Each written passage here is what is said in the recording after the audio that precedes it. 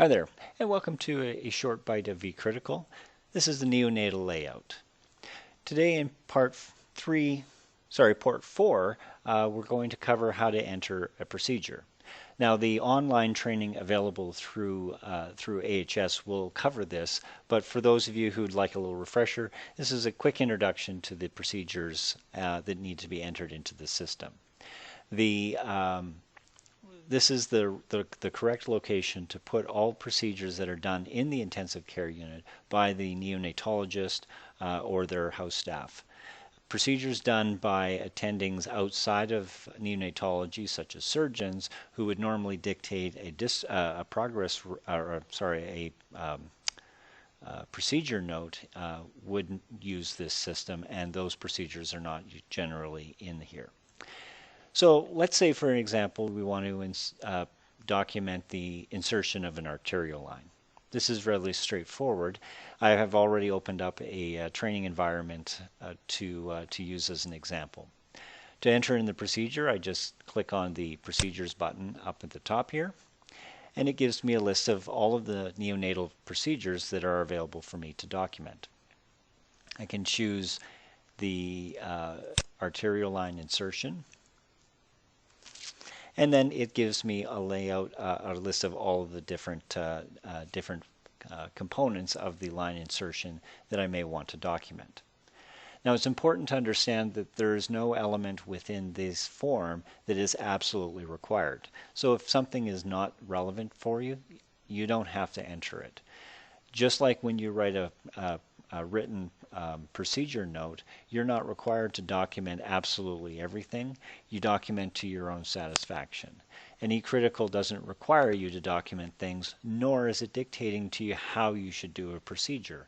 There is no check on this. If I said I didn't wash my hands and I didn't do maximum barrier precaution and I didn't drape, the system doesn't care. It's just going to record that fact and just as a matter of fact, but it's not going to judge you about it.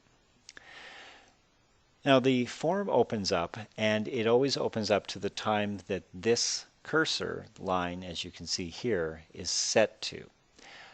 This can sometimes create some problems because you may be documenting a procedure that you did at the beginning of the day, and now you've sat down to kind of catch up with all your notes, and so you'll need to change the date and time on this thing.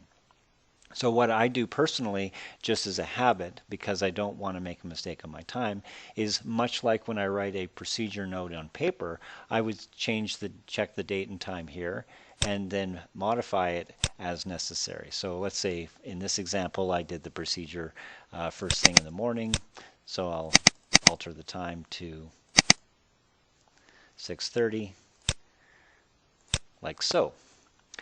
Then using the drop-down menus, I can select all of the reasons why I did the procedure, the indication, entering in other indications if necessary,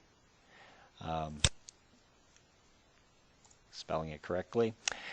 If I'm a house staff or a trainee, then I should document the type of supervision, but I'm not a trainee, so I don't have to document this, so I just skip this portion. You could, if you feel up to it, you can say not applicable, but personally I generally just skip this entire section. Then jump to whether or not I used the proper procedures using ultrasound, proper hand barrier and draping procedures, and then on the other hand side here, just documenting where I did the procedure. So left brachial, it's a new site, and I was feeling pretty slick, got it on the first attempt. And then again, the drop-down menu selects, did I have any problems, document any problems, or adding a comment if it's not included. You can also document what you gave for anesthetic and how much of it you used. And once you've done that, you just click the Save and Close button at the bottom here, and you're done. Now a little warning will come up if the time that you've got here is more than 4 hours in the past. This is just a warning to double check this in case you had your cursor line here set at a different time than what you intended. and it's just a flag you just to remind you. Since I deliberately entered in this time, I know that this is okay, so I just click OK, and it's gone like that. I don't have any other procedures to do today, so I'm going to click Cancel. And now, if I want to go back and check to see what procedures have been done on a patient when the line was inserted, for example, I can click this Procedures List tab.